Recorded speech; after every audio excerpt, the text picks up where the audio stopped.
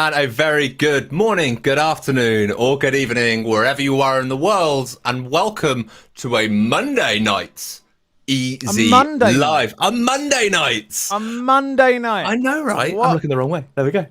Hello. Granted, for those watching on Facebook, this might be weird. It's a Monday night. For those watching on YouTube, we haven't done we did one stream last week, but otherwise it's only the video cast. So this blue aesthetic we got going on. It's a new colour. It's a new colour. Welcome to Easy Live. I am Tom Mosley, one of your hosts today, helping every organisation and person on the planet to achieve more by working with Microsoft. And I am joined by the absolutely wonderful Adam Schofield. How are you, sir? I'm good. I totally just didn't bang my knee on my desk whilst slightly moving. But yeah, I'm very, very well. Excited and eager to get going with what we've got today. And having a deeper look into some of the stuff that was announced last week, which you will already know about. You say that, Adam. You say that. I had the luxury of having last week off. Yes, so I haven't had a chance to fully catch up yet, which is why I'm kind of glad I'm part of this stream, because hopefully you're going to be able to take me and anybody else watching who's unsure of all the things that have happened, what happened. The worst possible week for you to take off. a lot happened last week. I was like, guys, out of office is on. I'm out of here. Yeah, pretty much. That's exactly what happened. So, yeah. Friday, 5:30, out of office went on. Didn't turn on again until 9 o'clock this morning. With many things to catch up on, which I'm slowly getting around to. So if you have emailed me, I'll get back to you. But we are live as well, so big thank you to anybody who has joined us. As Adam said, we're both across Facebook and YouTube today. So if you're on YouTube, welcome, welcome, welcome. Got a few people in chat, aptly named someone over on YouTube by the name of Windows 11. So hello to you. Hello to you. We have Directx Smith, over on Facebook, and Christopher Chu over on YouTube as well. So, ladies, gentlemen, bring welcome. him in. Like, we can still bring. Do you know, I forget you can bring. Is this week I've off? had a week off. I've had a week off, Adam. I've had a week off, man. You just forgetting all the buttons. I know. But so this is our second stream today, Adam. This is our second stream today. We were both on together this afternoon, and we're on again now as well. So we are indeed. And Chris Smith just popped up in the chat as well. Hello to you, sir. Hello, sir. So there we are. So, Adam, you briefly explained we're going to be covering stuff that happened on the Microsoft event last week on Thursday. Absolutely. For people like me, and for anybody else that may be living under a rock in the world of Windows, what happened? To be fair, I was going to go into a whole thing of just explaining it, but I just thought we have a video, so we might as well play it again. It's an amazing video. So yeah, on Thursday, Microsoft announced Windows 11. We did a reaction immediately following that as well. The whole thing of today is we're going to be diving more into some of the features that we saw and some of the reasons that you might well use them. But firstly, we might as well check it out. Here is that wonderful video that they put out for Windows 11.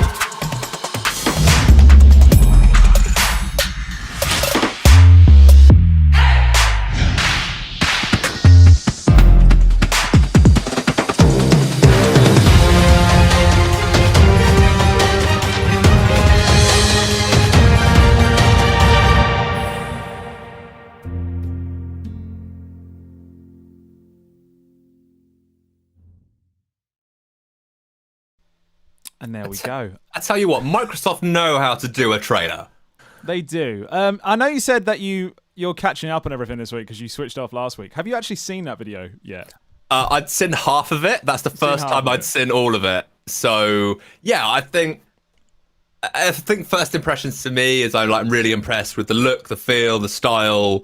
I like there's kind of adaptations and taking things from like power tools and stuff like that, bringing across into core Windows 11. Yeah, I want to use it.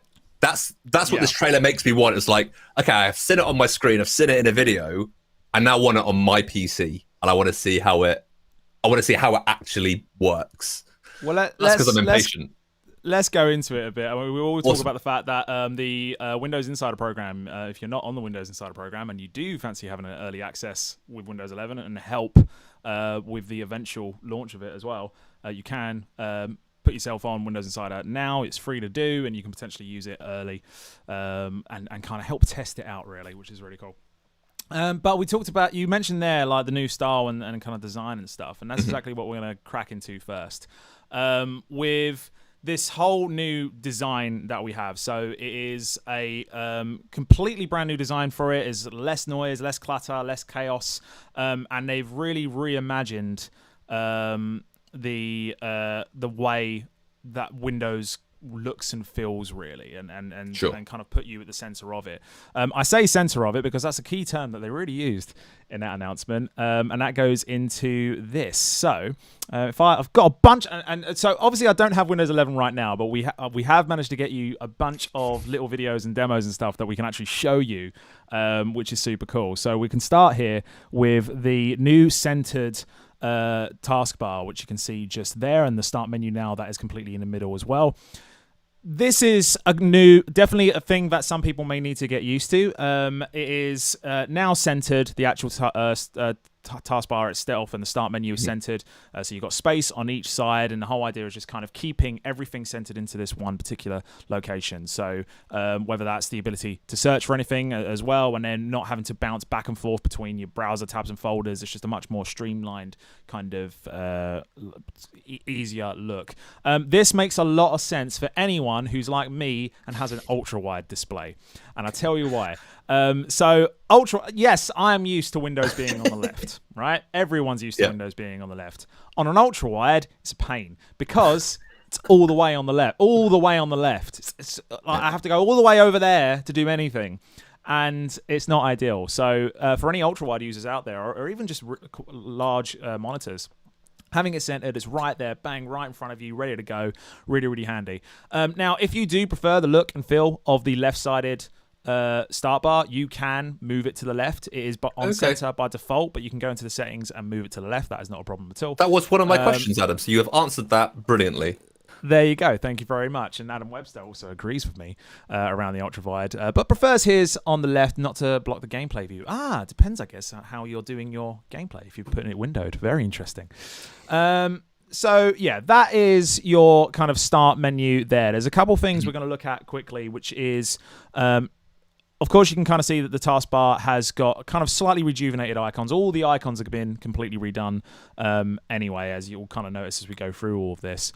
But we'll also look at the notifications and the quick settings. So this is, in Windows 10, what would have been the Action Center normally. So, you know, your big old right bar that has everything in it, including your quick settings and your notifications and all that sort of stuff.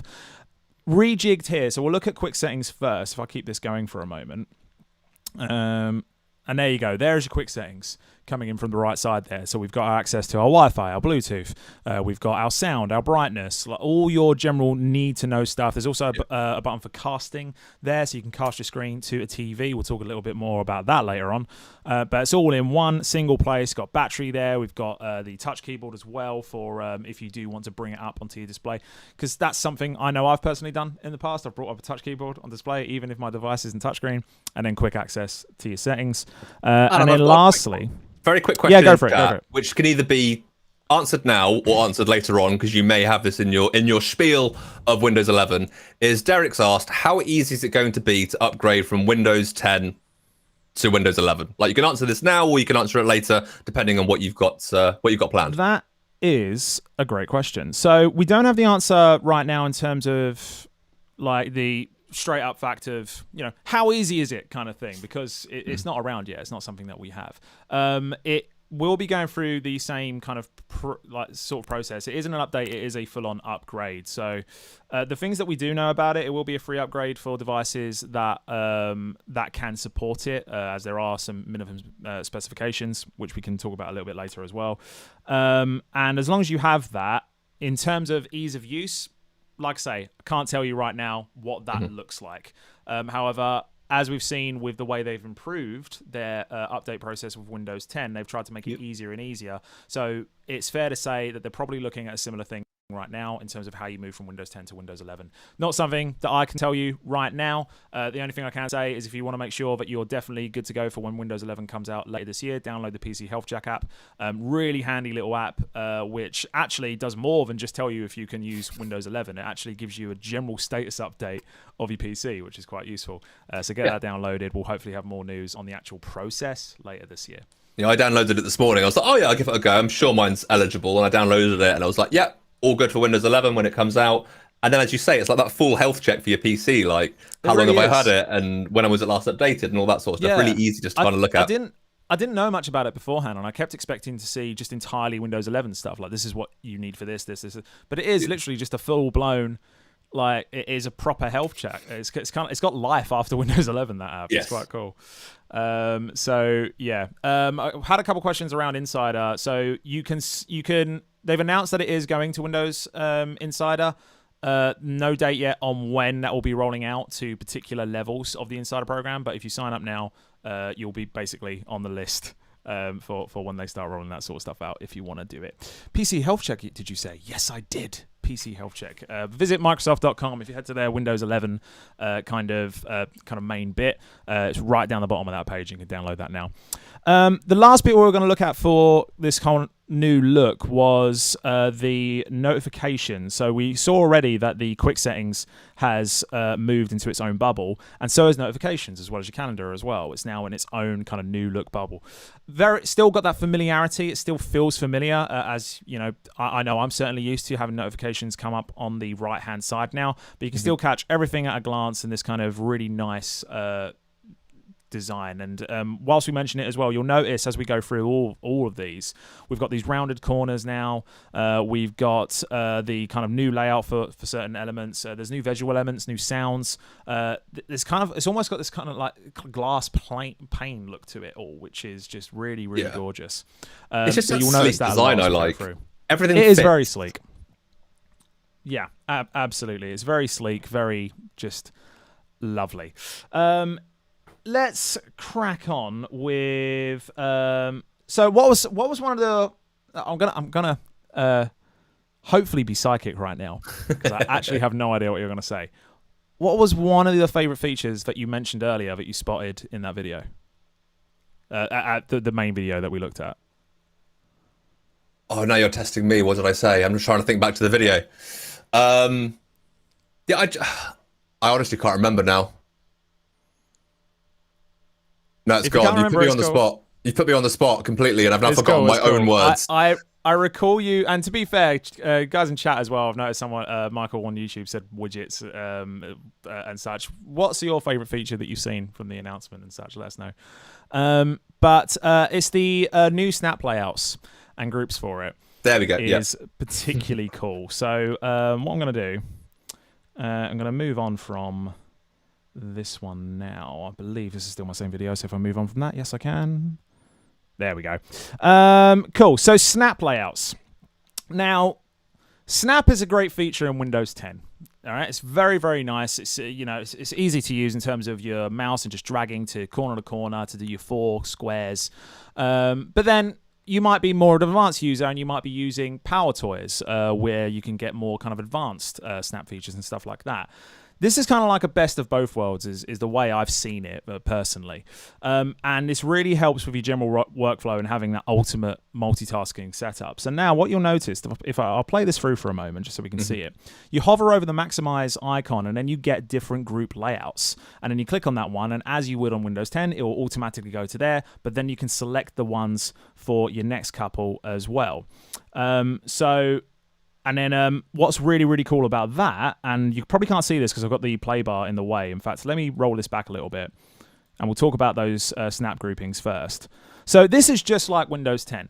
The problem with Windows 10 is that it was restricted to 2 layouts, either side-by-side or 4 quarters, and that was it. That was what you had. This now, you have different groupings. Now, by default, I believe, let me double check my info here and make sure I've got this right. So give me a sec. So you've got Derek Smith saying as well, like, looks really clean, smooth, smooth with good transitions between apps. Like, it's the user interface, the way it just flows. It just feels premium, feels unique. Yeah, it really, really does. And let me get back to where you can see like all these different configurations coming through. So if we go to here, there you go. So from what I understand with all the information I've got, so there are 4 standard pre-configured layouts. There'll be 2 additional ones with any effective screen resolutions that are 1920 by 1080 and higher, which is what you see here with your 6 different versions of that. So already you can see a big difference in terms of the options that you have. No longer just side by side and 4 quarters. You have a main window with one down the side. Maybe it's social media, for instance. You have a freeway split. You have a central middle one with 2 splits on the side. You have the classic 4 corners. You have 2 on one side, 1 on the other. It's all the stuff I love about Power Toys, really, which is something they've been developing, and now they've got it into Windows 11, and it's native, and it looks and feels brilliant. But if we go on from there, let me skip forward more in this video. So you notice puts up all those windows. That's all great. That's all lovely. But then what happens if notification comes through? And then here we go. Here's an email and Outlook. So they're going to open that up. All right, cool. Now I'm going to pause it here. What is the most annoying thing about opening up a full screen window over the stuff you've got snapped? Does it unsnap them so you can't kind of then interact with them afterwards? So let's say you've got your snapped windows open, right? Yeah. And then you've opened up an entire application over that, and then you go back to one of those snapped applications. Oh, it stays in the same location, just overlaying the full screen window. You've now end up with one particular snap, but nothing else, kind of thing. And and you have to do each one individually, which is really, really annoying. Adam Webster's got it, can't see the stuff behind and stuff like that. And this is what I love, which is groupings. So if you watch this, you can see down on the taskbar. If I move my mouse out of the way, actually. The 4th one from the left. Let me wind it back a little bit, and then this drop bar will get out of the way, hopefully. It still hasn't. Hang on. Hang on, we'll get this. It'll be fine. Oh, I can't get the bar out of the way, but you can just about make that out. But basically what they've done is they've clicked on a grouping instead of a single app. So what that does, when you go down to the particular app, instead of just opening each app one by one, you can bring up the entire group. So it acts as like one kind of application window, which is so much easier to bring all your stuff up. So that is particularly cool. In addition to that, if you are connected to an external monitor, which we often are, so I have a laptop plugged into external monitors. It's my general setup, and I imagine that will be the setup for a lot of people. What is the one thing that can happen when you unplug from a laptop and you've got all your kind of apps open on a particular monitor, but then you unplug? What happens to all those apps? They all kind of open at the same time on your laptop. Yeah, it's chaos. It's a mess. Chaos magic happens, and it all ends up on your laptop screen. So what it will do instead now is that when you undock from a monitor, it will minimize that grouping that was on the monitor there, and then when you go back to plug into it, that grouping will then automatically go back onto that monitor. So even if you plugged into 2 additional monitors at the same time, it will remember where you were, which is that's cool. Much nicer. So a quick question that I've got, and it might help Adam Webster commenting about using OBS for streaming and chats to have on like different areas for Snap. Yeah. Can I have 2 different Snap groupings on 2 different monitors, as far as you're aware? Yeah, absolutely. Yeah. So, cool. And that's what I mean with the whole idea of when you dock back in, it will remember where your just remembers. Were. Awesome. So yeah, that's all good. Okay, awesome. Let's move on to actually no, this is still snap layouts actually. So this is just how it looks like in a kind of tablet form. So they have redone the way the kind of edges and such work for this. So if we just play this through, this is just how Snap will look when you are navigating it via touch instead. So they have made improvements to the touch interface. We're going to talk a little bit more about that as we go in later today. But this I love, this right here. Ooh, auto transition. Did you get that? Yeah, I like it. I like it. So it's one of those, it seems so simple now. However, if you were to have a Windows 10 device right now, you can go into portrait mode. But if you were doing that with a split screen, you don't get the proper dimensions for it. So now it just turns them into that vertical formation simply because it makes sense. It does make complete sense. Makes absolute sense to do that. So that is the kind of main thing there, and it's again, it's that quality of life and just making it a lot easier for people to move that around and making it less complex and a lot more simple. Sure. We've had a quick question from Mr. Iron over on YouTube going, hi, when is Windows 11 out exactly? Cool. So no date yet. We know that is coming later this year. So at the moment, it's still very much Windows 10. If you are interested in getting a new Windows device, you can get a Windows 10 device now, safe in the knowledge that it will run Windows 11 later. There is a very small exception of devices that won't. We're talking like your 2 gig RAM ones, basically. But pretty much most everything that's in retail today, but running Windows 10, will run Windows 11, so you're safe in that knowledge. It's coming out later this year. There will be Windows 11 devices down the line, but the whole free upgrade process, that'll be coming. If you get one today, then you're all good. If you're not sure and you have one already, PC Health Check app, get that downloaded, which is really, really handy. Awesome. Thank you very much. Let's move on to another little tidbit here. So if we go into, I believe this is, hang on, my screens keep repeating for me. Right, so this is just, this is a small one, but this is, again, going more into the kind of visual enhancements and everything they've done with that side of things. This is to do with the virtual desktops that you have. It's now a lot easier to kind of access. I'm just going to play this video again here. And we'll see, again, it's hidden under the player a little bit, but we've got a dedicated button which brings up all your tasks for you, and then your desktops are right there at the bottom, easily accessible. Again, everything's centered, everything's easy in the same place.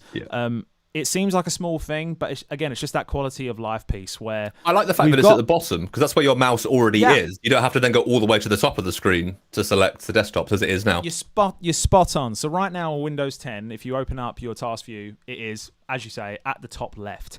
And it's just that extra movement. And again, making it nice and simple, nice and easy, regardless of whether you're on a mouse and keyboard, regardless of whether you're on touch as well.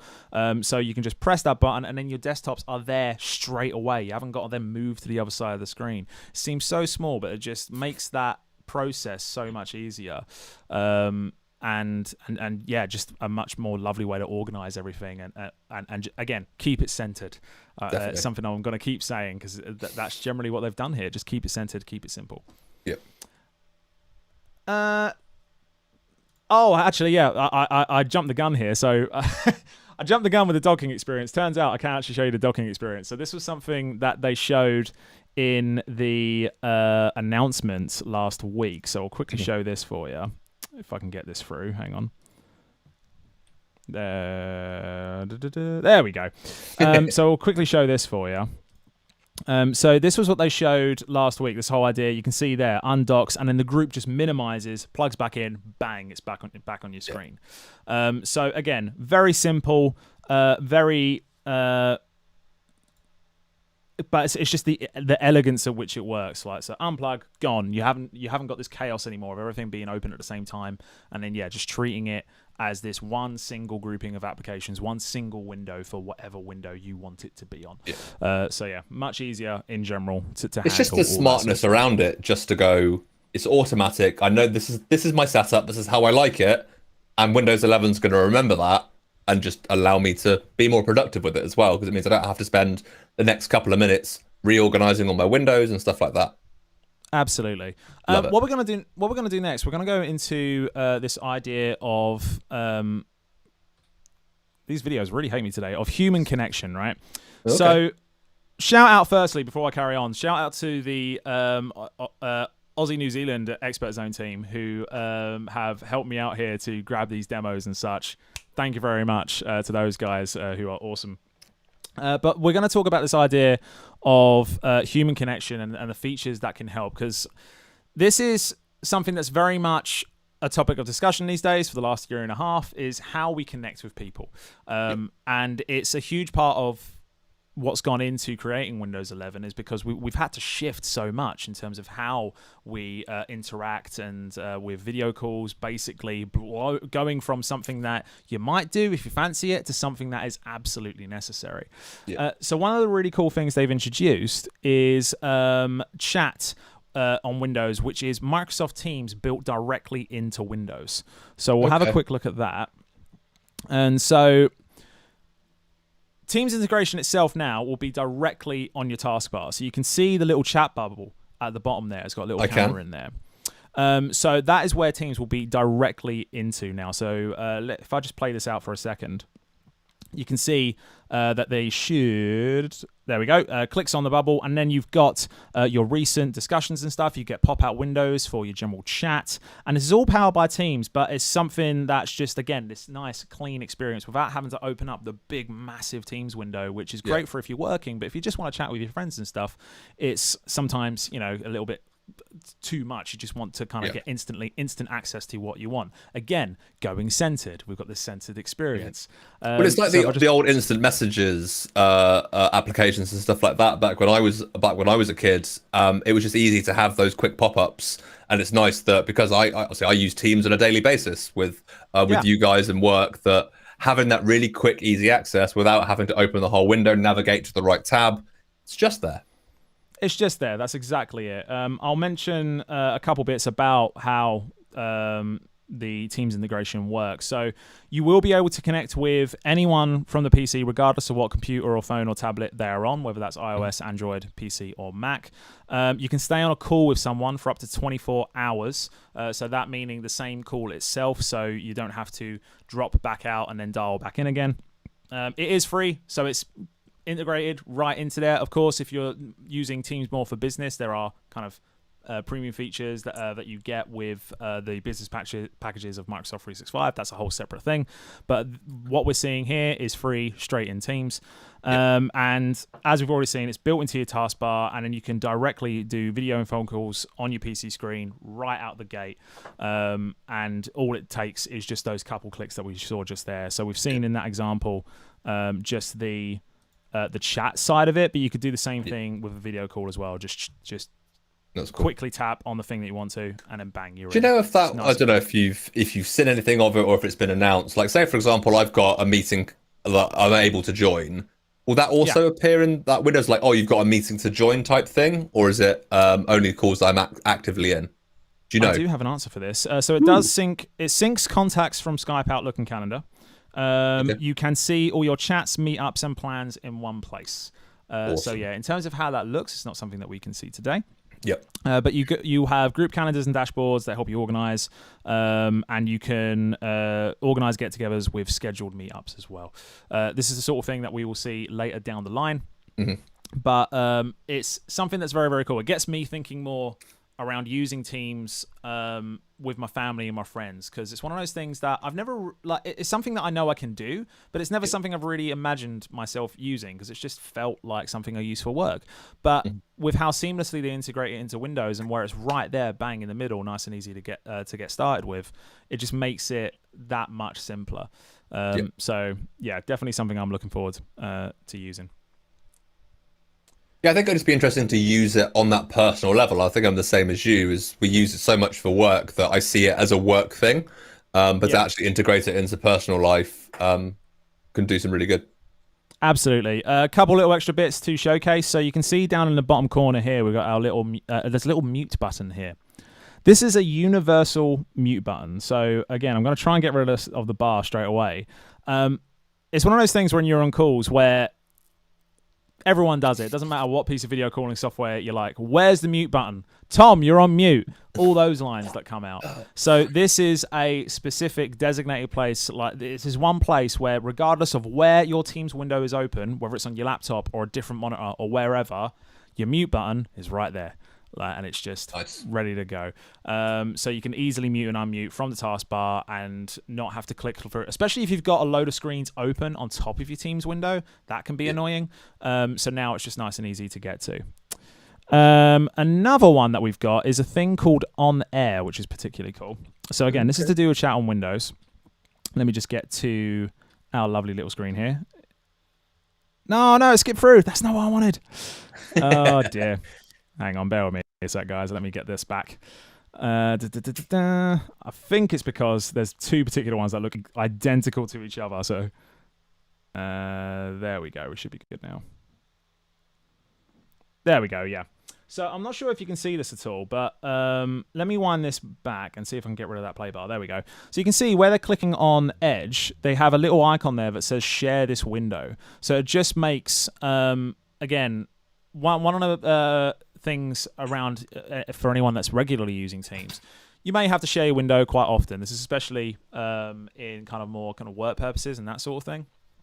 And when you do it, you'll get all these options. You can share particular windows entirely, or then you have to click the Windows button and then all your apps come out. You might have a lot of apps open and a lot to go through. So again, it's making this process a lot more streamlined. You just hover over the application of choice, click the button, and you start and stop sharing your screen directly from where your app is actually open, which is particularly It just, as you say, everything about Windows 11 so far for me, it encompasses the phrase that you said earlier of it just makes sense. It just makes sense, yeah. It's exactly that. And it puts the user at the center of it. Again, I come back to that line of putting the user at the center and all of that. But it is absolutely so true. And I did have a point I was going to go on to there, but I completely I sidelined you. The line with Windows 11 itself, the kind of key line with it, and Panos said this on the announcement, is that Windows 11 brings you closer to what you love. And you can see that with the stuff that we've seen already with the chat window functionality and how centered everything is, and then having just more options to kind of navigate. We're going to be looking more at kind of the touch options and such like that in a bit. But yeah, just those more options. Speaking of options, one of my favorite ones that I want to look at is a thing called Widgets. So this is when we go into more sort of personalized content, really. So let's bring this up and we will head straight into it. So, Widgets. Now, interestingly, if you're on Windows 10, if you're on the latest updates, you can actually get a little sneak peek of Widgets right now. You might notice that if you're looking at a Windows 10 PC right now, you might have the weather down in the right side if you're on the latest update. There you go. And if you click that, Tom, if you click the weather, you'll get your own kind of news feed and such, and you'll have kind of up-to-date things. This is kind of like an early preview of what to expect from Widgets. So here we have, again, this beautiful style. So if you're on a touchscreen, you swipe from the left. If it's just a mouse, you've got a button for it, and you have your own you've got the news feed itself, and it's something that adapts to you as well. So it will kind of base it on your search results and that sort of thing.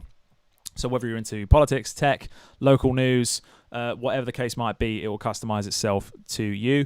And then when you're done, you just swipe it away. So if I play that back again, you can swipe this in to half. So we'll wait for that to come on. There we go. Swipes into half. But then actually we can also swipe it all the way across and you can go full screen with it. And you can have everything that matters to you right there in front and completely customize it and do whatever it is you want to make it fit you. So yeah, something that I'm particularly looking forward to. Easy to access as well. Like it's just swiping from the left. Like that's always there. Yeah, exactly. It's a change from Windows 10. So anyone who's used to swiping from the left for Windows 10, you'll kind of think is the timeline. They've switched that to Widgets now.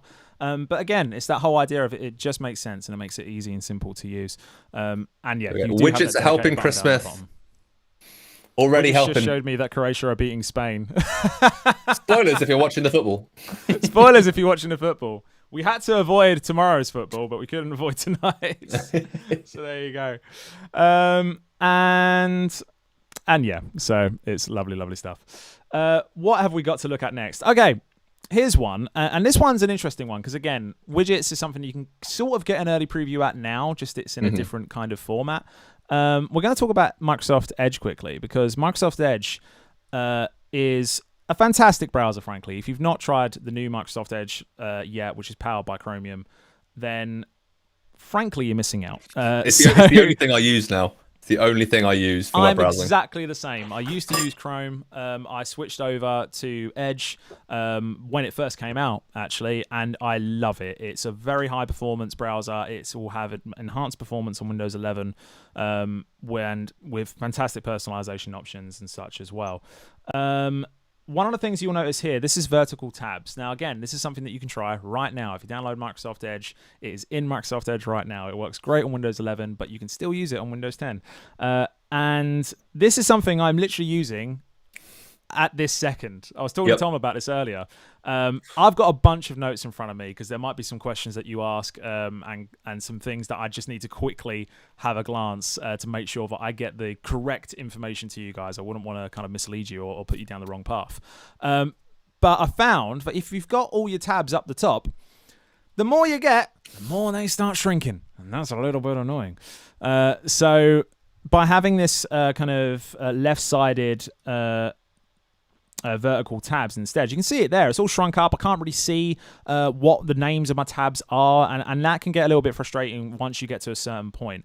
We open up vertical tabs, which is just over on the left side of your Edge browser, and then boom, you've got absolutely everything in one single place, and you can see it fully. Because that's the thing with certain websites is that it won't say right at the beginning what the website is. It might just have what the headline is, or it might just have a Bing search result or something like that.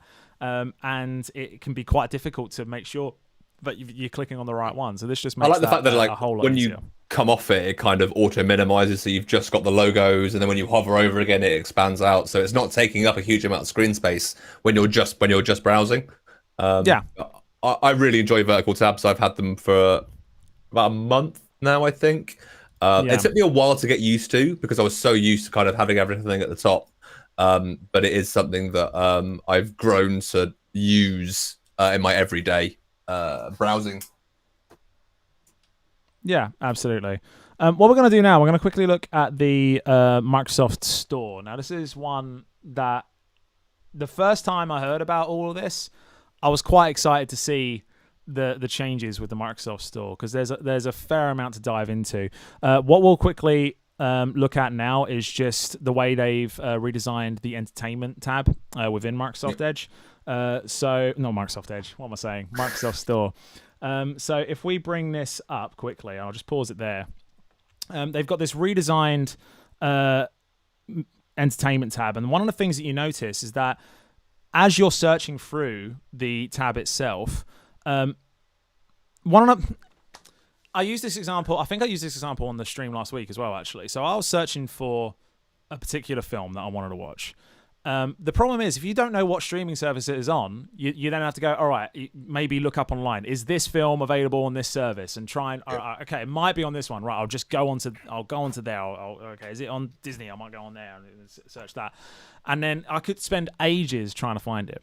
What makes this great is that you can go in and you can, and granted, we've got the example here of Microsoft movies and TV and such, but if you're using a particular streaming service, you can search for the film, it will show you what streaming service it is on, and as long as you have that streaming services and subscribe to it, it will then open in that relevant streaming service as well. Really so make that particular one, unless I was just to show you the trailer we had again.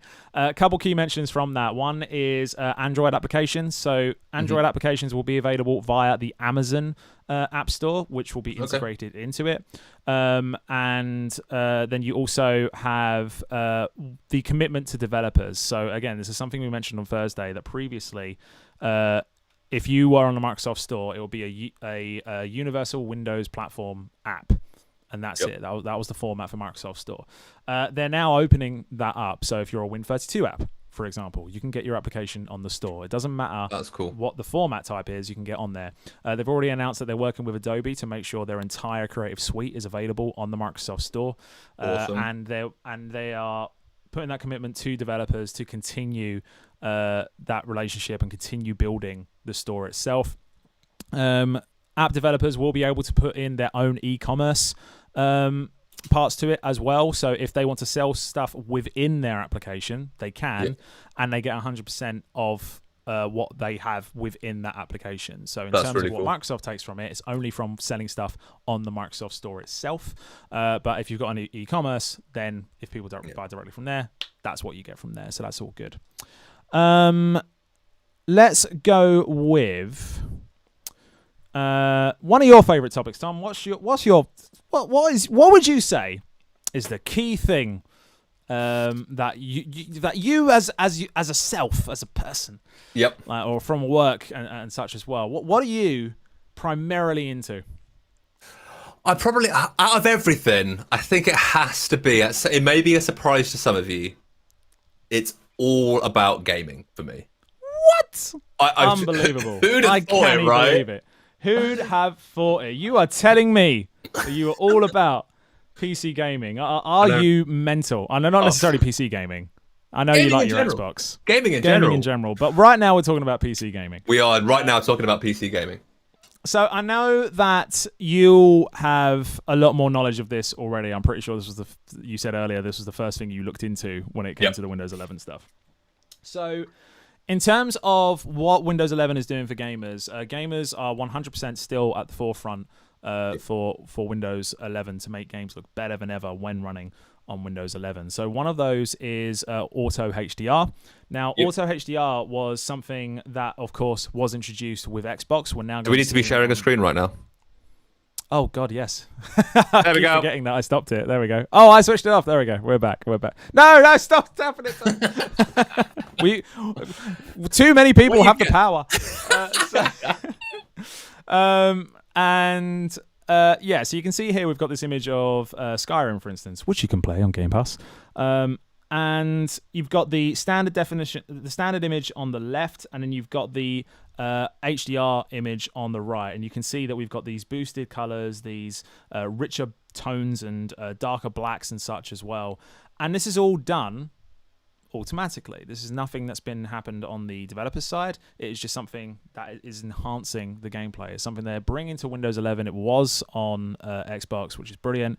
And yeah, things will just be much more vibrant and lifelike, and have a lot more visual fidelity to it as well. Now, currently, I think it's, let me double check my notes. Yes. So currently, because we've seen it on Xbox, over 1,000 games will be automatically enhanced on Windows 11 devices that support HDR. Yeah. That's a big number. So you got things like Age of Empires, Dark Souls, Doom 64 will support auto old school HDR, gaming. I think that's particularly cool.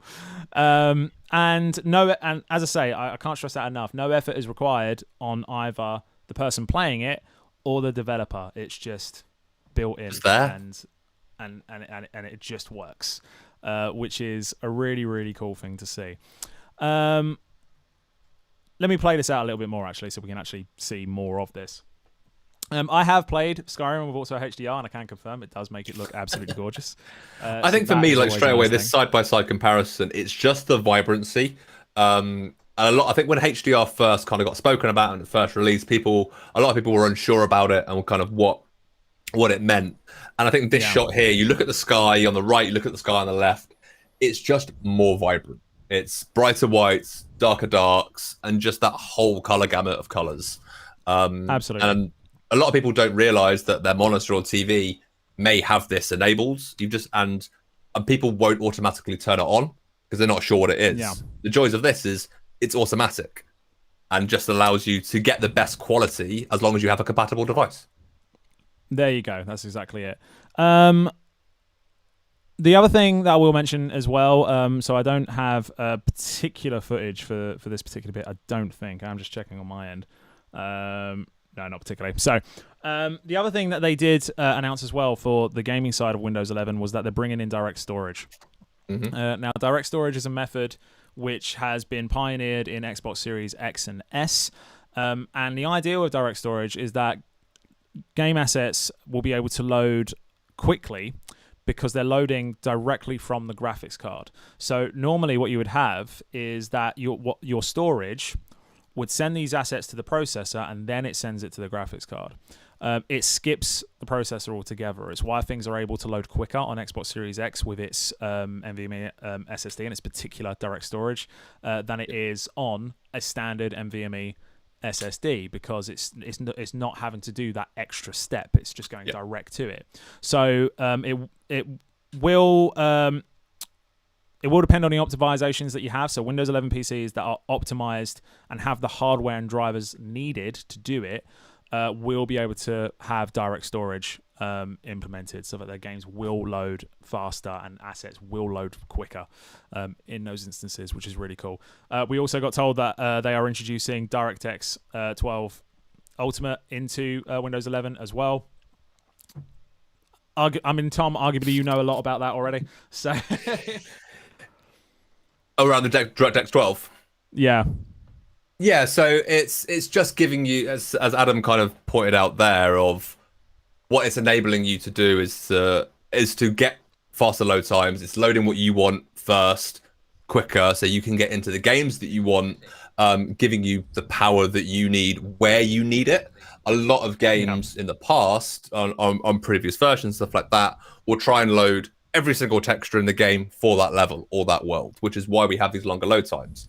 By prioritizing what it loads, it means you get into your games quicker. It's a very nutshell-y way of saying it, but there is a lot of technical information, and there's probably people in chat who are watching this will be a lot more knowledgeable than I am about the whole situation. They're probably going, "What's he talking about?" Like, there's loads more to that. There is a lot of technical information to it, but to put it into a nutshell, just means you get what you need when you need it and how you want it. There you go. Question in the chat of, hi guys, a friend of mine is buying a gaming PC. Will he receive Windows 11 upgrade when it is available? So yes, we've said it earlier, we'll say it again. If you are buying a Windows 10 PC now or in the next couple months, you should be absolutely fine to upgrade to Windows 11. If you're in store and you're actually trying out the devices, you can run the PC Health Check app then. But pretty much the vast majority, if not all devices in retail, there is a small selection which will really be your very very entry ones. Like, we're talking 2 gigabyte devices and such like that. There is a minimum requirement.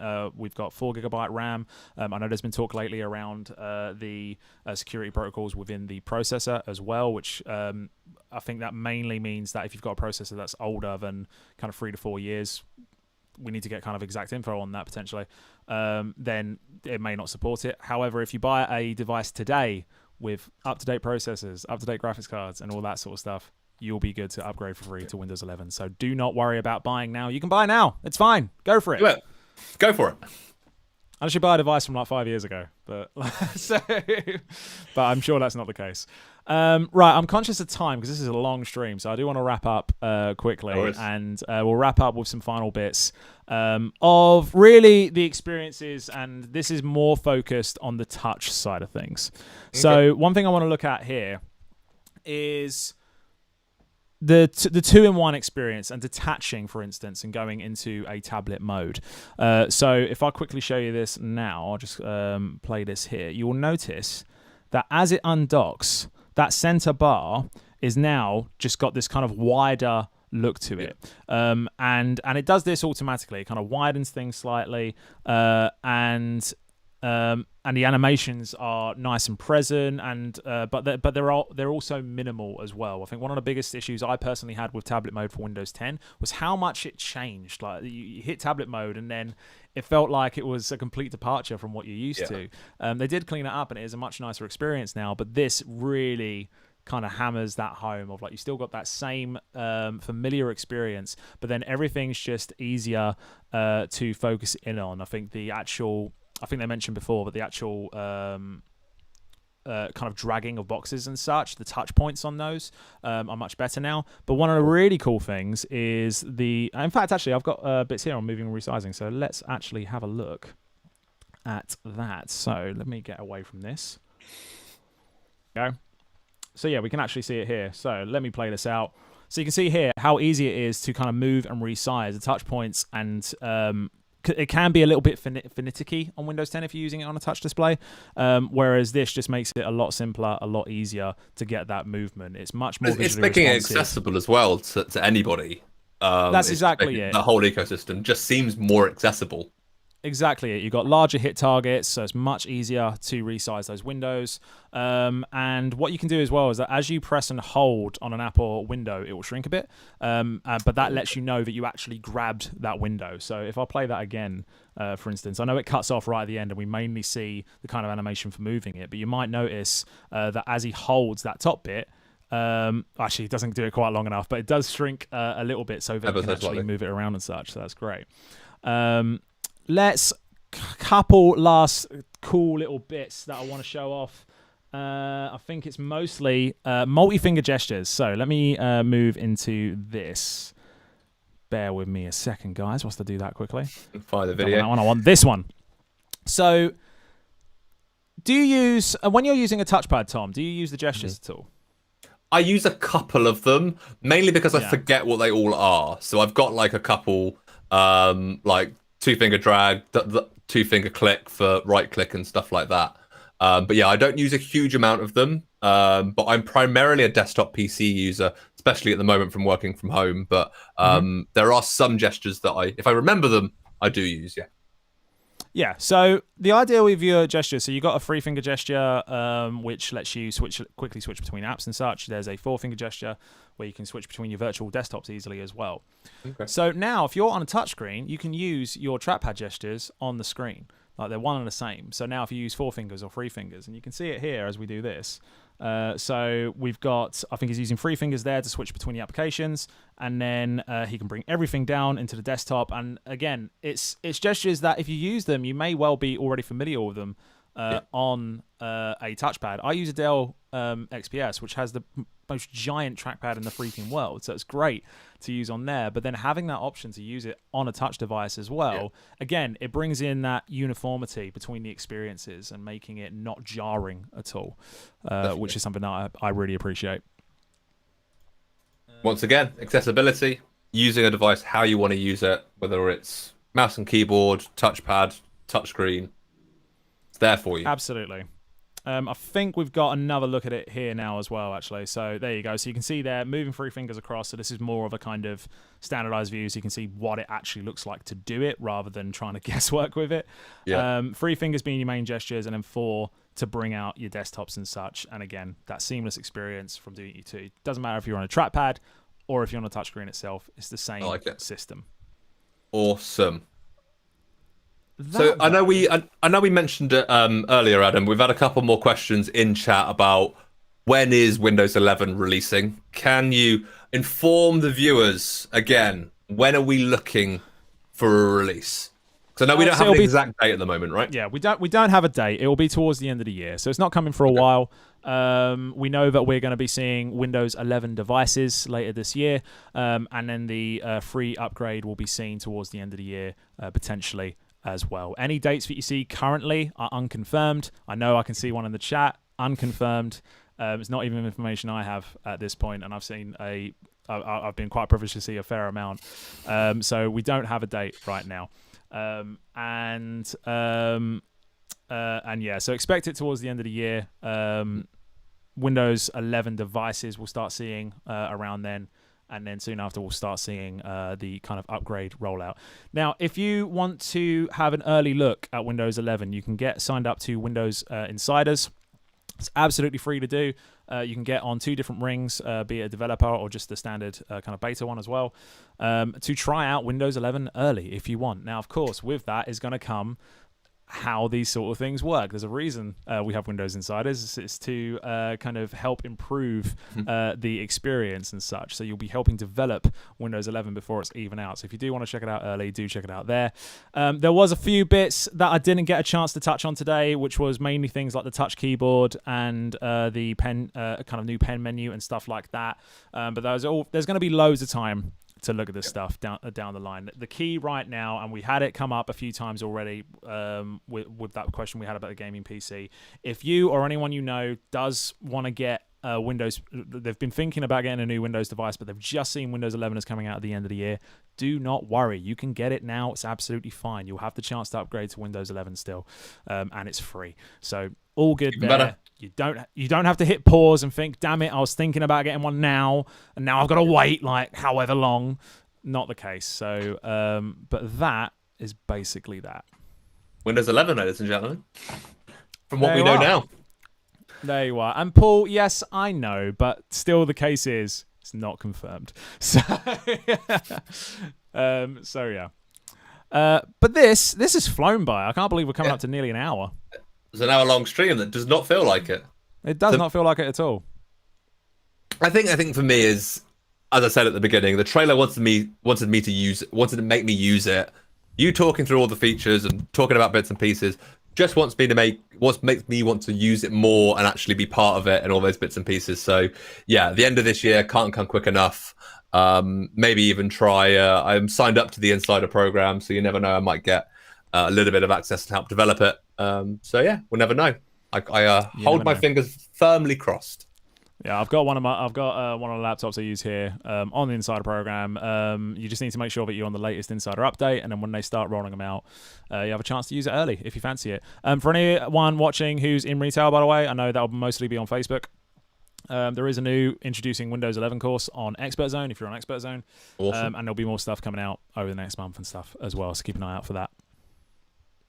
Perfect. Well, Adam, thank you very much for the deep dive. You've definitely educated me. I'm sure you helped the guys in chat. And if you are watching on video on demand and you do have any further questions, make sure you still comment on the videos and stuff like that. We do see those notifications, and we can then hopefully answer those questions as time has gone on. I want to say a big thank you to everybody that has joined us live. Piping your questions in there. It's always great to have your involvement in these as well. This is the last stream of the week. I know it is only Monday, but due to a certain football game tomorrow, we've moved Easy Live to today, which we're approaching the end of the stream. I don't know what you're talking about, Tom. No idea. I don't know. What possible thing could be happening tomorrow for us to move the stream to today? Right? And the choice is like a little bit of insider knowledge. I am part German. So I have two teams to support tomorrow. Yeah. So I can't lose tomorrow. You can't lose. So yeah, there is the football on tomorrow, so which is why we moved this stream to today. And because the team are a COVID-safe team meeting on Wednesday, there will not be an Easy Level Up stream this week. However, next week we start off with season 11, which is games all picked by you guys, as you've commented on our social post last week. So thank you very much for that. And we will, big thank you to chat. Big thank you for Adam for taking us through everything. It's all hugely appreciated. And I think until next time, guys, we will see you then. Cheers, guys. Bye. Bye-byes.